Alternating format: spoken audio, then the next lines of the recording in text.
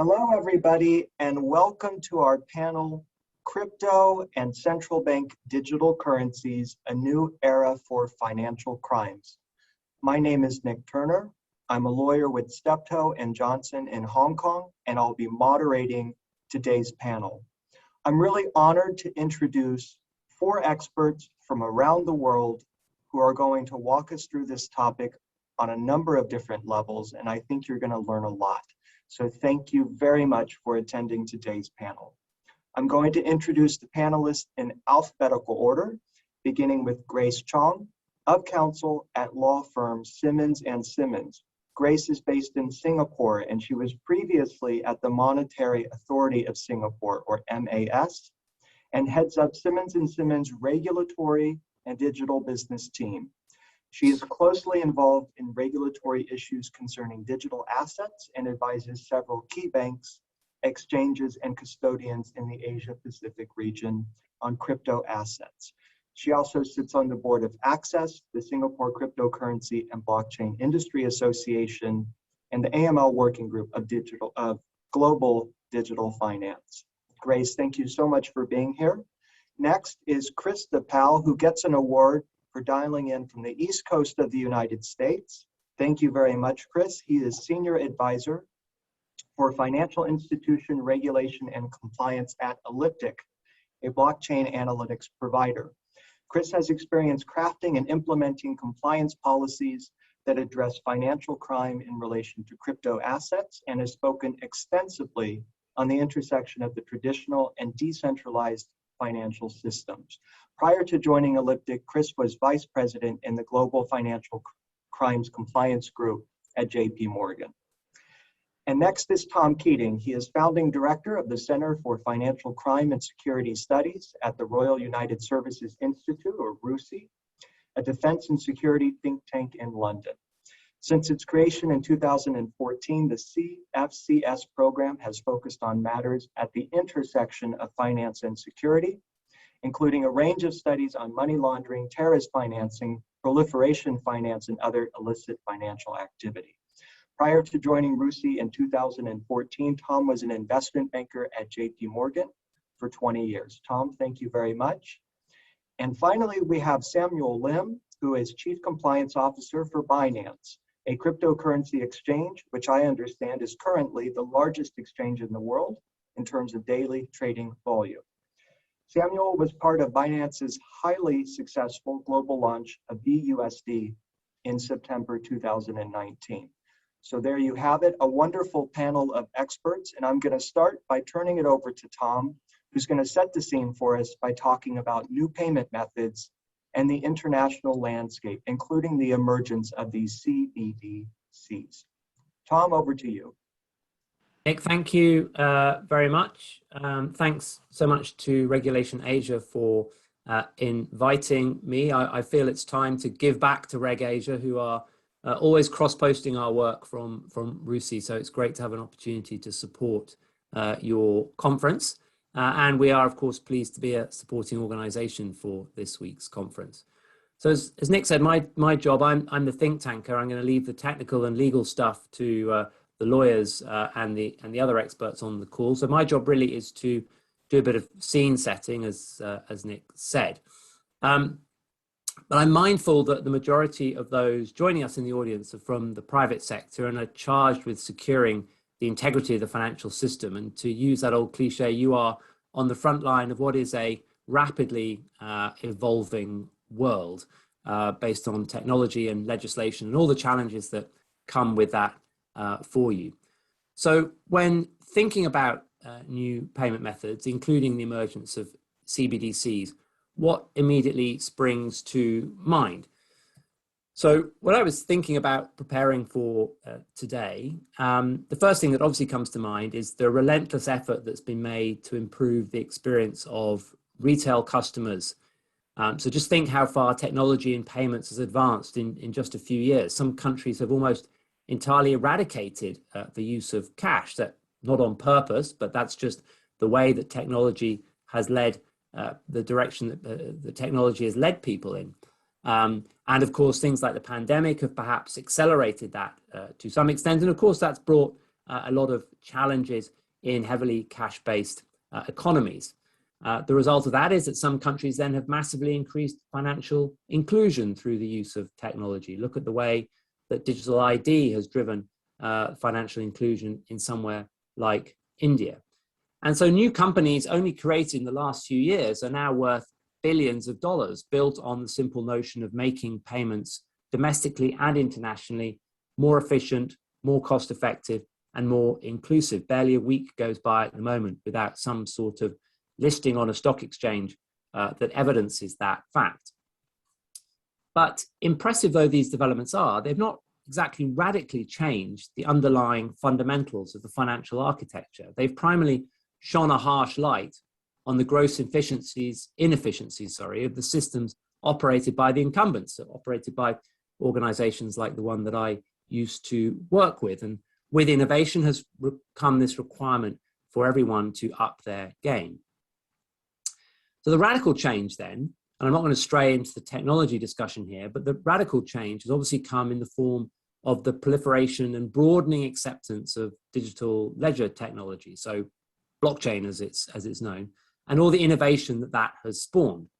So we're short of time today here, but alongside the developments that have triggered, or that these blockchain developments have triggered as relates to cryptocurrency and all the various non-government coins related to this technology, it's also woken up governments and their central banks. I think it's really important to recognize the impetus that all the innovation around cryptocurrency and blockchain has brought to governments and central banks. They can no longer sit on the sidelines and watch what is going on without acting. And so this awakening comes, in my view, in two forms. First, of course, is regulation. So it's just, I think, 2 years since the Financial Action Task Force, the global financial crime fighting watchdog, introduced its requirements for the virtual asset service provider community to be regulated. Up to that point, there was, generally speaking, no regulation. And that was obviously one of the appeals for some who were drawn to the cryptocurrency world. And even though we are 2 years further on, the updates that the FATF provides and those updates that even the most sophisticated regulators around the world provide suggest that regulating this community still has a long way to go. But secondly, we've seen central banks realize that this innovation risks the stability, in their view, and the hegemony of the existing financial system. For decades, centuries, the financial system has been controlled by those central banks and those governments. There's also a concern growing around potential threats to international security. So I'll come to this latter point later on. But on the first point, it's important to recognize that Bitcoin and its ilk create a payment ecosystem beyond the traditional financial system. We all know that, we're all aware of that, and we're all aware of the financial crime risks that potentially come from that innovation. But most central bankers, I think, see this as almost an entirely bad thing. Does it threaten financial stability? The jury's out on that. Is it big enough to threaten financial stability? Maybe not yet, but it could get to that point. Now, I'm not here to argue whether this is right or wrong, but I'm here to highlight that the asymmetry in risk between the virtual and the fiat world clearly raises challenges for the authorities. So governments are focused on the extent to which non-government payment systems are a risk to the existing payment structure. So we're at a point where the existing payment system is possibly starting to get away from the control of the incumbents. And that's something that they are clearly wanting to wind back in, to regain control of. Central banks and supervisors fear the extent to which non-government payment systems may destabilize the status quo and threaten financial stability. And so they're incentivized to react by highlighting the risks inherent in these non-government payment mechanisms. That's, of course, catnip to the boosters of those very systems, of course. But also, they want to respond with their own innovation to ensure that they do not get left behind. But there is another important geopolitical and international security dimension to this. For decades, global payments have been dominated by the US dollar. The liquidity, convertibility, and ubiquity of the dollar has made it the obvious currency in which to conduct international payments and business. Some countries have even chosen to adopt it as their national currency, either by directly accepting US dollars as legal tender or pegging their own currency to the dollar. This, of course, is not without its risks for the country in question. This hegemony has placed the US in a privileged position, a position it has exploited not just for economic gain, but also for security purposes. Now, this is not a discussion about sanctions, but it's important to understand the extent to which the countries that take a different view to the US and its allies would rather not have to rely on the US dollar in order to reduce the hold the United States has on them. And this is where CBDCs for international payments and settlement might play an important future role. And whilst the majority of the focus on the development of CBDCs at the moment is on domestic innovation and introducing efficiencies into the payment system of economies that lack the digitization and automation of advanced economies, it's not a big step to imagine that CBDCs might assist with the future development of currency blocks that seek to challenge or at least negate the hegemony of the US dollar. So I'm going to end with an image from the internet age. When the internet began, it was viewed as an open space where all were welcome to roam freely across its horizon. I remember being like a kid in a candy shop when I first came across the internet. But in recent years, we've seen what have become known as walled gardens develop. The likes of Facebook and others have increasingly integrated all the services you might need, including payments, into their own internet universe, so that users have fewer and fewer reasons to venture out into the wider internet world. So might CBDCs be the beginning of this in payments? Might we be at the beginning of the development of a balkanized payment system where allies are connected and insulated from those they view as adversaries? I don't know. Let's see. That's the fun of working for a think tank. But given the rate at which innovation is developing, I don't think we'll need to wait long to find out. Nick, thanks very much. Wonderful, Tom. Thank you for that scene setting. I think I've learned a lot. I have some new things to think about. And now I want to hear from Chris, who's going to talk to us about financial crimes compliance risks associated with cryptocurrency, looking at it from different points of view and thinking about the different cryptocurrency technologies and how that plays into the picture. Chris, over to you. Hi, thank you, Nick, and thank you to the group here for inviting me to speak. Obviously, a tremendous opportunity to engage with some of our leading industry partners. And before getting started, I just want to echo something that Tom had said that I think is so important, which is that ultimately the regulatory concerns related to the implementation of CBDCs and the argument around the potential impacts of CBDCs all relate to the safety and soundness of the financial system. And so when you're talking about the growth of a new technology that has the opportunity to both have sort of a payments impact along with sort of a broader financial policy impact, I think understanding and addressing all the financial crime risks related to the industry and systemic risk are sort of this jumping off point for addressing the broader financial crime compliance issues that might exist in the sector. And so when talking about those risks, I think the first thing that we have to do is look at the existing AML and KYC regulatory regimes in each individual country that may choose to issue a CBDC. So I think our expectation is that the requirements will be at least as stringent on those individuals and entities that may be eligible to receive or otherwise purchase CBDCs through their central bank provider as they would be for a financial institution customer in that jurisdiction. So by doing an assessment of sort of the standard risk profile of a jurisdiction and understanding, do they collect beneficial ownership related to their customers if it's a legal entity kind? Do they collect CIP-like, what we call in the US CIP-like information, personally identifying information for individuals who may be required to be customers of financial institutions, and can use that as a launching point to understand, well, if these are the regulations that have been implemented at sort of an institutional level, then when dealing with retail customers, I think we could safely assume that there would be a similar risk profile. And so to really understand what that might be, you're going to have to go country by country and address things at both the regulatory and then regulatory financial crime risk, meaning what are you and are you not allowed to do? And then the sort of risk-based financial crime risk, which is looking at methodologies in order to sort of root out impermissible behavior from your ecosystem. And so to do that, I think you're going to be focusing on chiefly whether or not a CBDC has a nexus to any sort of sanctioned country or an entity that might be subject to an international regulatory action, and whether there is an instance of terrorist financing that may be common in the given jurisdiction that issues that CBDC. And so when looking at that, you're not only looking at the direct geographic risk posed by a particular country, but also the risks springing from a country being associated with or near countries that might have problematic transaction histories. So you have the potential of the use of agents or nominees to effectuate, for instance, cross-border criminal activity by allowing one particular member to obtain CBDCs from another country that may not have direct exposure, but where, because of the closeness and operations to, say, a country with a history of sanction activity, you might have some residual risk there. And so I think that the key is that you have to have a mature risk management framework equivalent to what you would expect in a traditional financial institution in order to address that.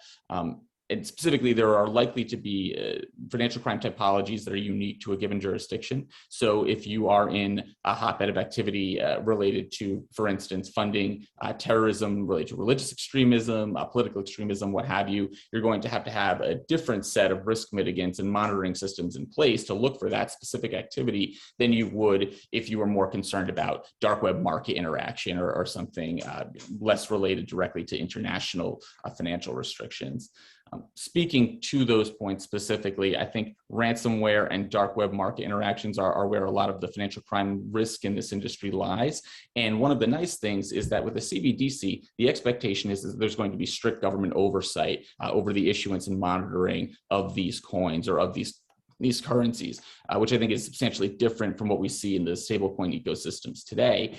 And you know, there's a subsection of folks who are traditional digital currency users who are not going to be thrilled about that, right? I think the lack of overall privacy on the network and the sort of ability for it to be centrally managed by a government entity detracts somewhat from the use case for digital assets that a lot of people have. But striking that balance between privacy and safety and soundness is going to be sort of one of the key factors in determining whether or not a CBDC adoption is something that can become sort of commonplace going forward. And then I think there's also going to be a question around interoperability of specific CBDCs, right? So will there be an exchange market established? If so, what will the limitation on participants be? What would the KYC requirements be for individuals that might enter a CBDC exchange market? And how will those be coordinated at an international level, which is something I think is still yet to be determined.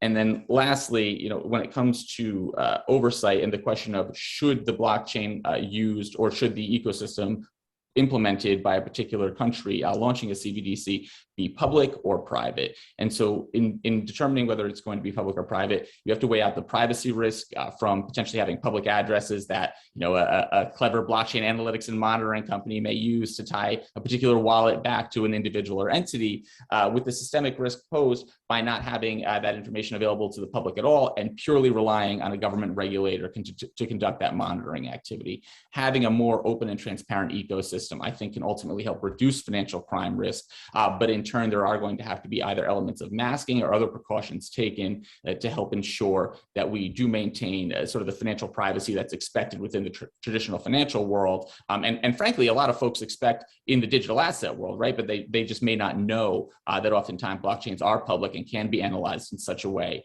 as to identify the identity of individuals behind a particular wallet address. And so striking that balance is going to be one of the key questions to emerge, and the governance models that are applied, and whether or not you're going to have sort of a multi-function public audit of that blockchain to determine that it's technologically sound and that the financial crime risk is appropriately mitigated, whether that is the model that we see implemented, or whether instead it truly is a centralized equivalent of, let's say, $1, a euro, a pound, that instead is totally centrally managed and monitored in that fashion. Thank you. Thanks, Chris. And you touched on two issues that we're going to return to, which are privacy and ransomware. So we'll hear more about that in a little bit. Grace, I want to throw it over to you. You're a well-known expert in the region on this subject, so I was hoping you could give us a perspective from the Asia-Pacific region, what you're seeing on the regulatory scene. Over to you. Sure. Thanks very much, Nick. So I think on this topic of CBDCs and stablecoins, there is really so much that we can speak about, and I think one thing which I think is very interesting to think about on CBDCs is essentially one of the quotes by the poet in ancient Rome, which is Juvenal, who famously asked who will guard the gods themselves, because essentially when it comes to central banks and the issuance of stable coins by let's say Venezuela or one of the sanctioned jurisdictions, there are lots of issues on how you monitor and how you actually look to the creation of the wallets, which Chris talked about, the KYC enabled wallets. How do you ensure and really test out and monitor and audit these setup of the wallets? Is there an industry standard for it? And there are a lot of assumptions built into this whole system that stable coins are stable to begin with, and that is that assumption, which I'm sure Samuel knows quite well, being the creator of BUSD. It's not necessarily valid on how stable coins are stable when we look at the events on USDT, and when we look at various algorithmic stable coins and the way they are set up as well. But I think on the topic which I've been given, which is the regulation of stable coins in the region in Asia, I think what I'll note is that there are various different interpretations on how to characterize stable coins, and we have seen the introduction in China, which is actually very interesting when it comes to how they're implementing it and how they're actually pursuing it, and some of the privacy issues which have been in place in China. But I think some of the issues involved when you're looking at CBDCs from a government perspective include, for example, how do you consider KYC perspectives, and how the banks integrate this in light of the fact that this is something which is being pursued by one central bank or group of different central banks, credit operations, and this will also matter whether this is a wholesale CBDC or whether this is a retail CBDC.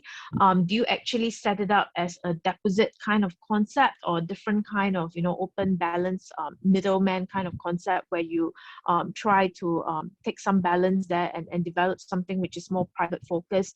How would that money be used? How do central banks take direct credit risk? And in light of COVID-19, this has been a test case on debt and basically various structural balances with bank deposits. Monetary policy, how do you address issues on interest rates with deposits with central banks? Money laundering, a lot of the issues regarding sanctions and coins. So I think some of these issues which I've mentioned are indeed very interesting from that perspective. And in fact, I think one of the interesting descriptions which I saw was actually this report which was issued in 2020 by the Bank for International Settlements, where the authors Rafael Orr and Giulio Cornelli actually suggested a taxonomy of design choices in what they called a CBDC pyramid. And they actually considered, right from the top down, various CBDC design choices, right down to whether it's DLT based or conventional central bank infrastructure, whether it's account or token-based access technology, whether there's wholesale or retail interlinkages. But I think all this is important because what I see is that in the private markets, for instance, a lot of tech companies are pursuing how they integrate or offer CBDCs or integrate it within their systems. And a lot of banks are also looking at this model on how and whether they are able to take on an integration within that whole structure, and what it means for integrating DCP for China and other types of CBDCs which are being proposed for retail, and even in the stablecoin space, in the private space, if you're when Samuel does talk about BUSD and some of the interesting developments on USDC as well as USDT and the sheer proliferation of various stablecoins, algorithmic and different types of gold commodity-backed stablecoins, as well as other types of stablecoins in the private market. There are lots of issues on, are these e-money? Because, these may be spread out in terms of, the deposit being owed by a consortium. It may be that, in practice, there's no actual physical settlement.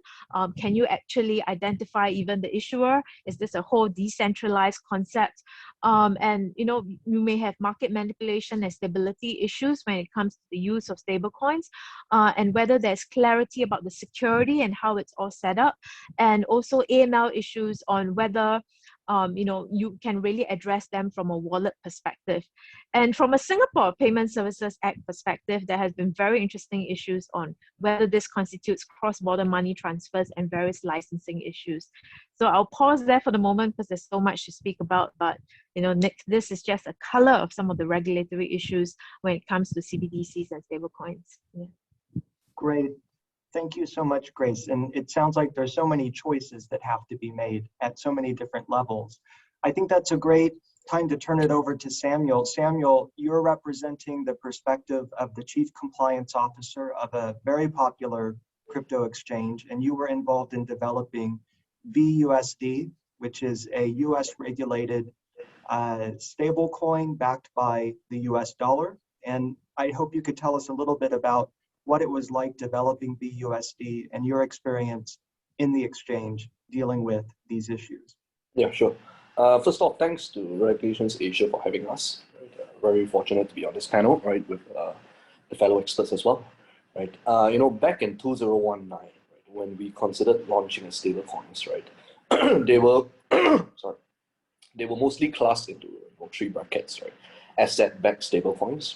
Right, those would be, for example, your gold-backed tokens, right, or for example, Tether to a certain extent, right, because its assets are backed, its assets are not backed one-to-one to the dollar, right, but by a variety of assets and products, right. So that's the first class, asset-backed stablecoins, and then of course there's the algo stablecoins, right. That would be DAI, for example, right, which is largely popular in what we're seeing in the DeFi space now, right.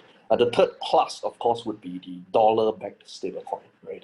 Those are the regulated stablecoins, like BUSD, right, USDC, right, where they have a licensed and regulated issuer, right? And the money, the cash component of it is sitting in a bank, right? Obviously, which but the bank has its relevant licenses, right? And it's also FDIC insured.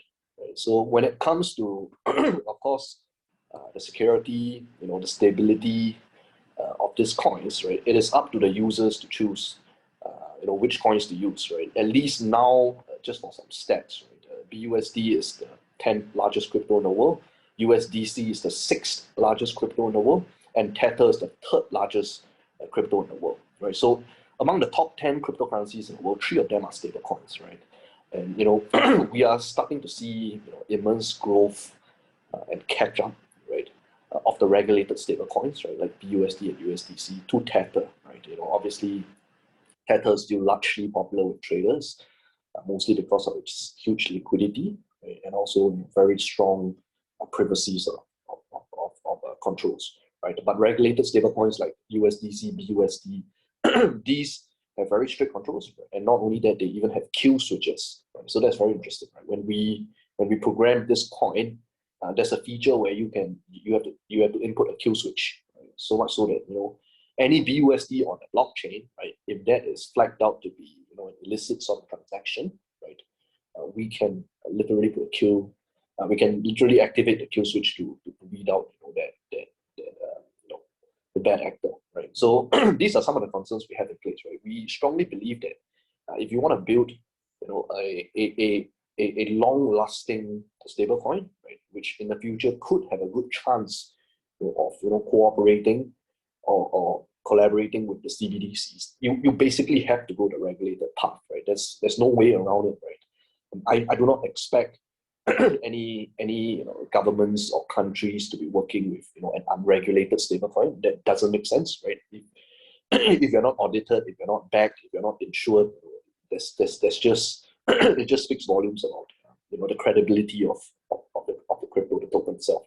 Right? So the first route, the strategy always has to be, if you want to do this with a long-term goal in mind, right, to work with CBDCs, right, to branch out into payments and services, right, you want to start on the right footing, right? That's you want to launch a regulated stablecoin with all the right controls in place, right? So when it comes to operating a cryptocurrency exchange, it's quite interesting. Right? From our perspective, it's a highway, right? Binance is As most of you know, a cryptocurrency exchange. Right? Over the years, we've branched out into a cryptocurrency ecosystem. Right? So today, we're not just an exchange. Right? We provide many other things as well. For example, Launchpad. We provide education, academy. Right? We provide DeFi services. We provide derivatives. Right? So we have a huge variety of products for our users to use. Right? But simply put, view us as a what's that? As a large highway, right? Okay, we are the tracks, right? And users, transaction volumes, those are cars on these tracks, right? So, when it comes to financial crime compliance, right, or when it comes to illicit actors, right, we have our controls in place to ensure that we can weed them out, right? But we have to always be cognizant of the effect that, users with new technology get more innovative as well, right? So some of these scams, right, that they're pulling off back then in the traditional industry, right, they reinvent and they re-innovate. Right? So we do see some very creative, scams around this industry, right? Of course, the industry is working together, banding together to try to deal with them, right? For example, some of the scammers use DeFi, right? Flash loans, right? They exploit smart contract bugs, right? They exploit liquidity bugs, right? To basically, perform pump and dump schemes, right? And then from that, they can channel it to other illicit sort of activities, right? So these are things that are harder to pull off in the traditional space, right? Because everything is already highly regulated, right? It's pretty hard to pull this scam off on New York Stock Exchange, right? I mean, obviously, it can be done, right? Bernie Madoff showed us that, with a lot of time, you can pull off a sophisticated scam, right? But at least in the crypto space, the point I want to bring is that new things are developing every day, right? So not just from the industry, new scams, right? And with new scams, new controls as well, right? With new scams come new RegTech, right? RegTech, for example, on our panel, we have an expert from Elliptic, and this guy, they help us, combat negative areas, within the space, right? I do believe, sorry, I do believe that eventually, right, CBDCs and stablecoins can collaborate. Right? That's my thoughts. I believe they can collaborate. I don't think they are, exclusive to one another. Right? I don't think that for one to survive, the other has to die. Right? I think that eventually at the end of the day, people will choose. Right? People will choose whether, hey, I want to use CBDC because it is credible, backed by the government.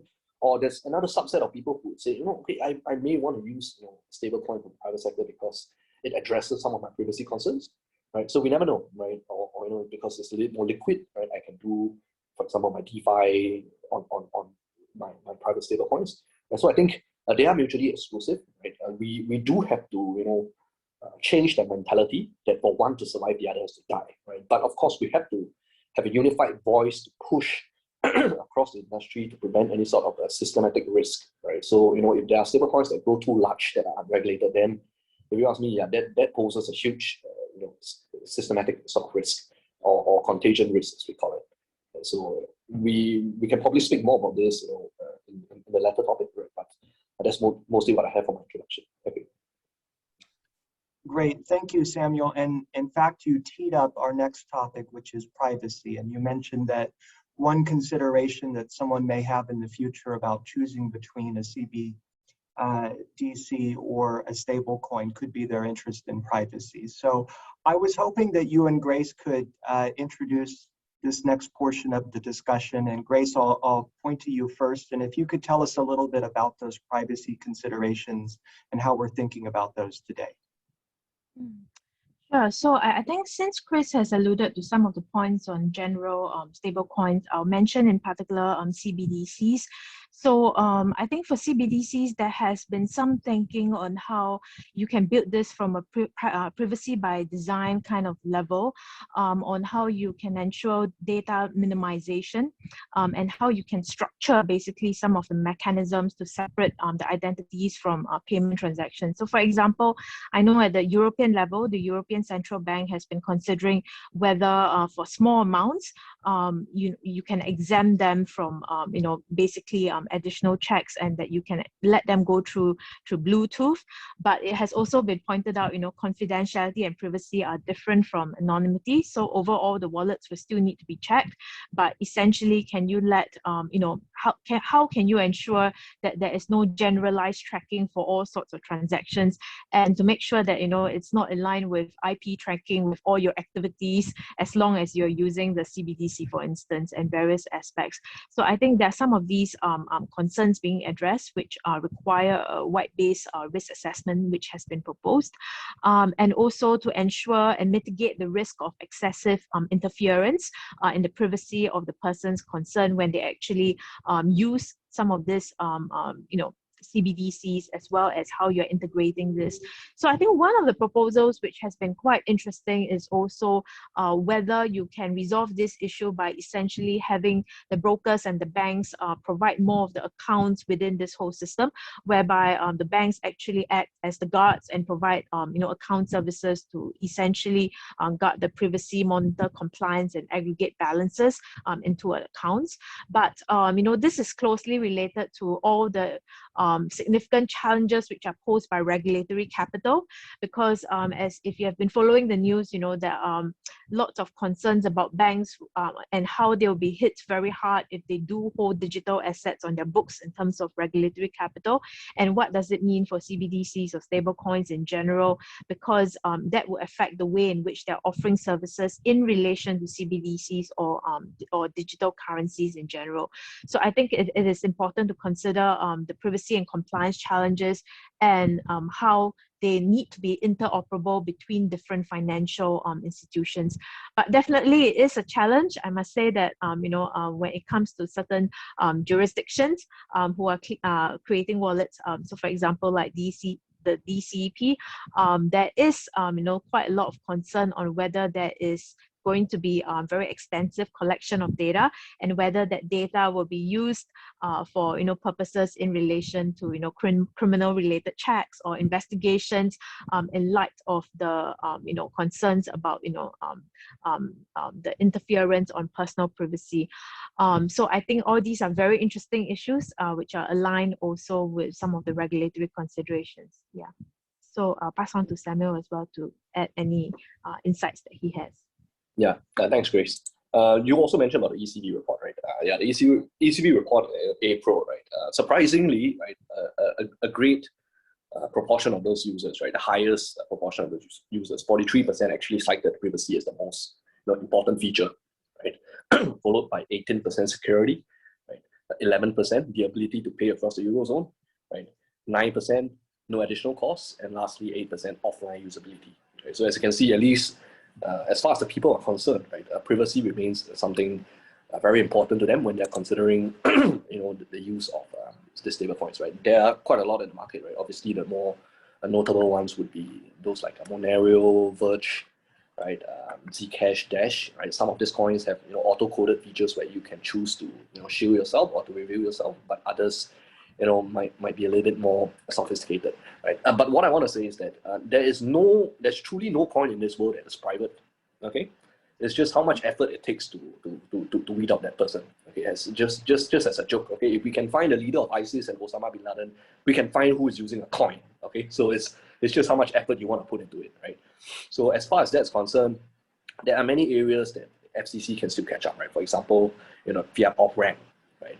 Unless the person never intends, to off-ramp or convert it back into cash, or if the person has never used, right, a bank in its life, right? Because these investigators from FBI, IRS, right, they can track things, right? I mean, around the world, right, Elliptic has technology as well. They can track things, right? They track not just the crypto side of things, but they track the fiat side of things as well, right? So you might think that, okay, they start tracking me only from the point where I start using crypto or owning a crypto wallet, but no, that's not true, right? When they piece together the holistic view, it's everything, right? It's your identity, right?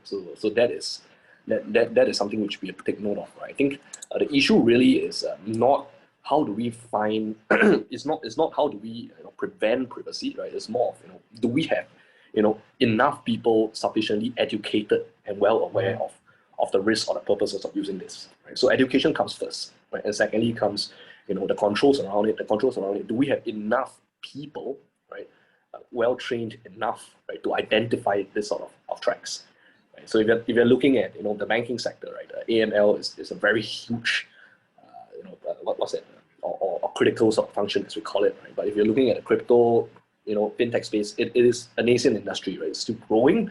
Right? If you're looking at the level of expertise, right, or experience you would have from the traditional sector in compliance as compared to the crypto industry, there's still a huge gap, as I would say, right?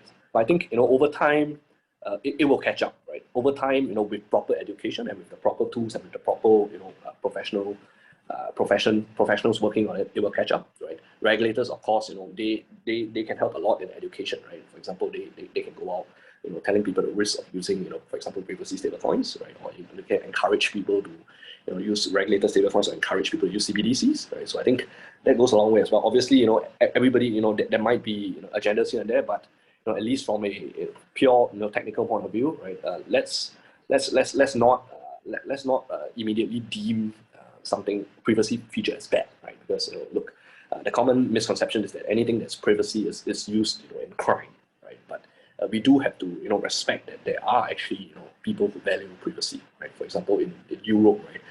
Probably the ECB survey, why it came back with the results this way is because they have GDPR, right? The Europeans take their privacy very seriously, right? So to them it could be, hey, look, I'm an ordinary person, right? I'm obviously not someone who's committing crime, right? But if you ask me what are some of my key tenants and what's my ethos, it's I rank privacy very high, right? So that's legitimate as well. And whether that is within the powers of the regulator or government to prevent or to ban people from using this sort of privacy coins because of their own will, right, and non-illicit activity, that still remains to be a topic of debate. Yeah.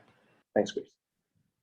Thanks, Samuel. And I think you pointed out some of the key issues that need to be balanced when we're thinking about this. And you mentioned some of the considerations in investigating transactions. And so I think that's a great time to begin talking about ransomware, which is a big topic in this space. And I'm going to start with you, Chris, if you could tell us a little bit about the ransomware issue and how that's being addressed, especially from your perspective at Elliptic. And then we'll talk to Tom, who's going to share his perspective based on his conversations in the market. Yeah, thank you very much.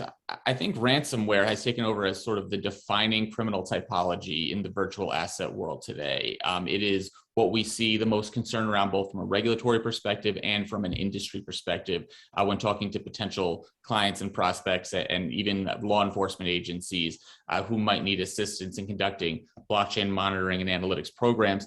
And I think when asking about how CBDCs may play into the issue of ransomware, you have to look at sort of the industry as it stands today. So if you look at something like the DarkSide group, which was responsible for the Colonial Pipeline hack, which was a situation in which Elliptic was actually able to ultimately identify the underlying wallet holder, one thing you'll notice is that they offered a significant discount for that ransom to be paid in Monero instead of Bitcoin. Now, ultimately, it was paid in Bitcoin and the premium was paid. And that having been done, right, eventually firms were able to track that movement of coin and identify the wallet. If you had used something like Monero or another privacy-enabled coin, think shielded Zcash, it would have been far more difficult. So because CBDCs will likely be centrally administered and that there will be monitoring and analytics done on those coins, either through sort of an open system, as I discussed earlier, or through a centralized monitoring program conducted at the government level only, there's an expectation that the movements of funds will be closely tracked.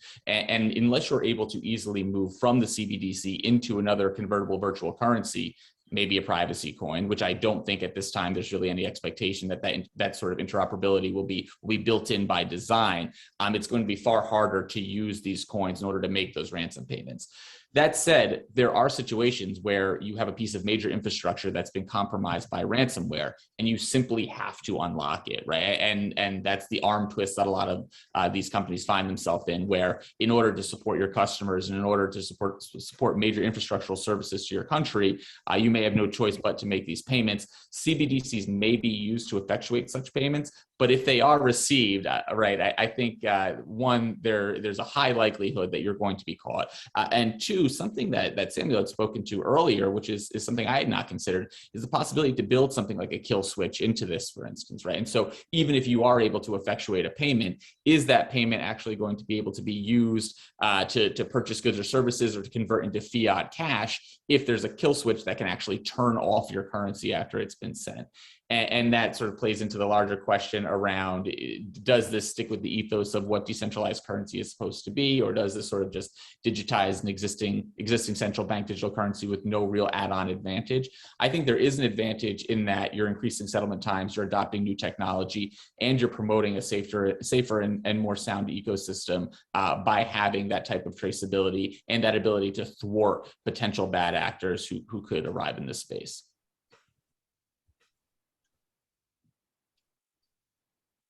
So I think actually one thing I wanted to say, sorry to slightly change the topic before we come on to ransomware, is there's been a lot of talk about stable coins, and I did just want to perhaps point out one thing as a dinosaur who stared into the abyss during the global financial crisis. But it was money market funds that were the first canaries in the mine when the global financial crisis approached us. And so whenever I hear people talk about something backed by, commercial paper denominated in US dollars, whatever it might be, I have to say, I do kind of wonder how much red teaming has been done as to just what could go wrong if there is market stress. That's why I think central bankers are rightly concerned about stability and all of that. And we know that good intentions get easily derailed. So the problem with backing one for one a product with US dollars is it's incredibly inefficient. The whole point of a bank is to leverage deposits.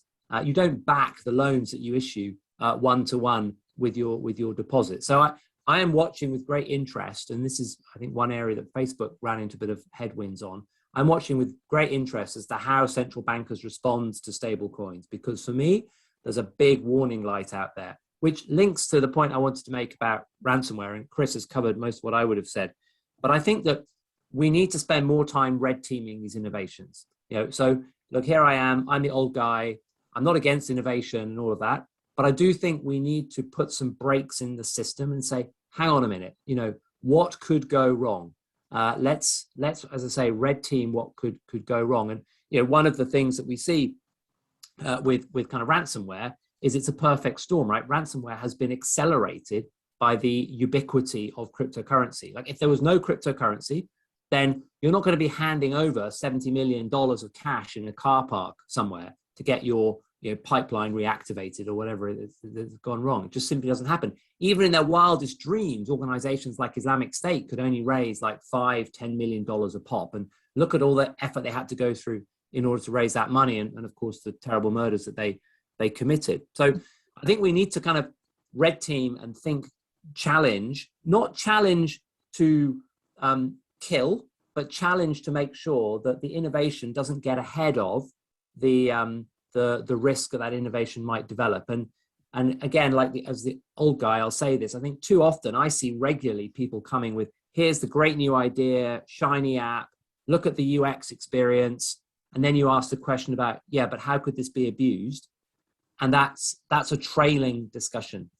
So I just thought it was important to, if you like, lay those issues on the table, because we do, and given the audience are people whose job it is to think about risks and how these issues might impact their organizations, I think it is important to have that negative sentiment from time to time. Thank you very much for that. And I happen to agree. So I'm glad we got to hear that point of view.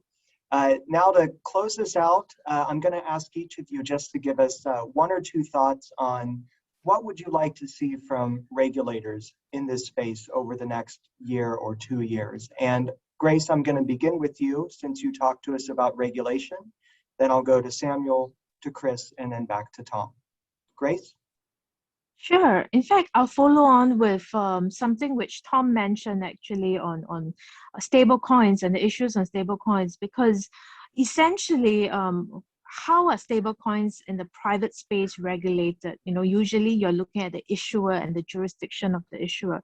But when it comes to crypto and digital assets, it's often very difficult to pin down the issuer and the jurisdictions where they're involved, especially when it comes to dealing with e-money.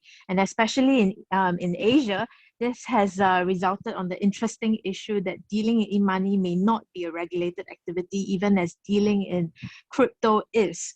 So definitely, I think greater clarity would be actually needed in this space from regulators, because I think the private sector, as well as financial institutions, need greater clarity in order to understand how to actually devise their strategies and also plan for the near future on how they're going to operate in the region. And it's often very difficult when there are so many varying different moving parts in regulation. So I sympathize for them even as a regulatory lawyer.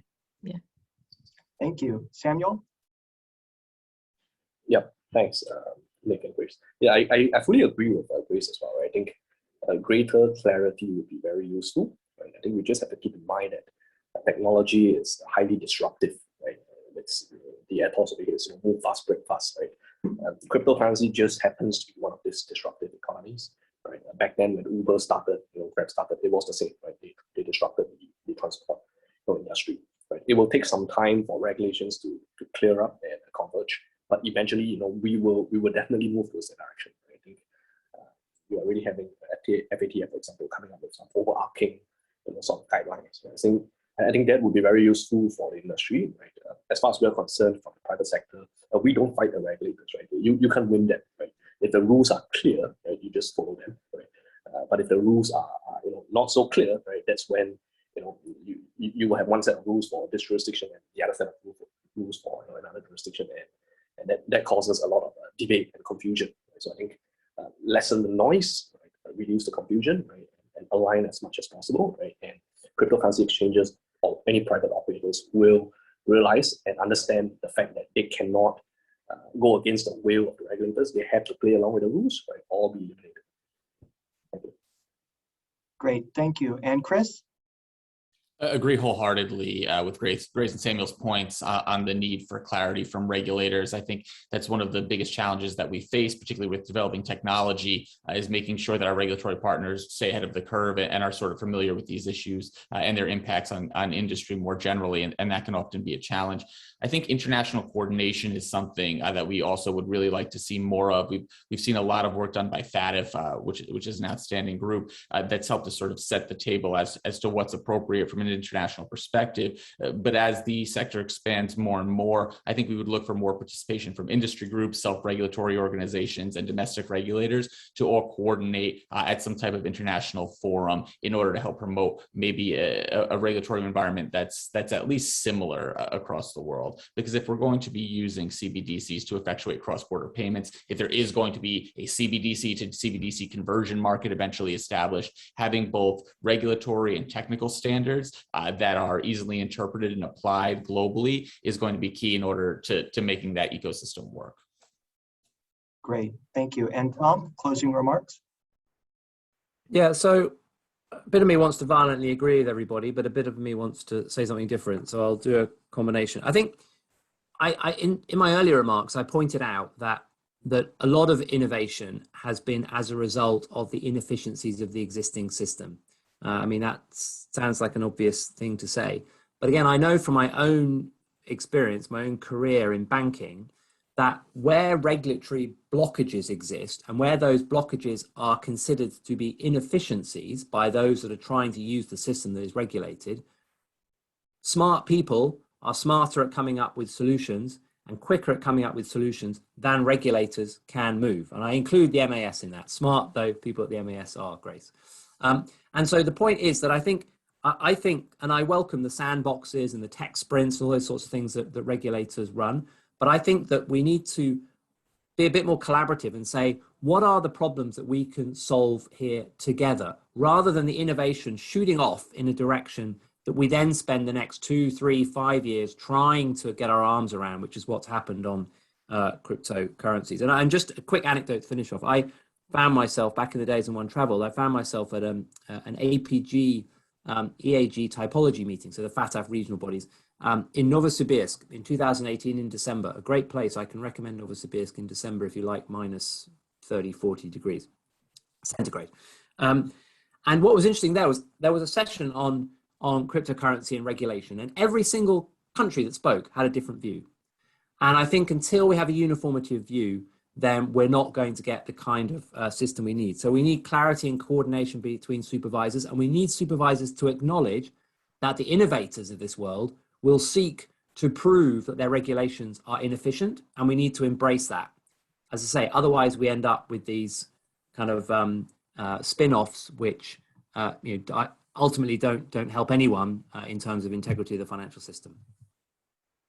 Great, thank you, Tom. And I want to thank everybody again for attending the panel today. The idea that I'm going to take away and think more about is the kill switch. It reminds me of putting an ink bomb in a bag of money, that old trick. And I think we'll be hearing more about that in the future. Once again, thanks to Regulation Asia and our panelists. I thought this was excellent. I hope everyone enjoyed it. And please do enjoy the rest of the conference. Thanks, everybody. Thank you. Thank you.